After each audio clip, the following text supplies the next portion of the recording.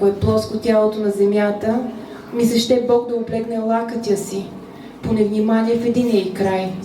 Първо всички да се завъртим на купчини, после да се изтърколим през ръба и в падането да се прегърнем, да се притиснем един към друг с признателност, че се държим за нещо.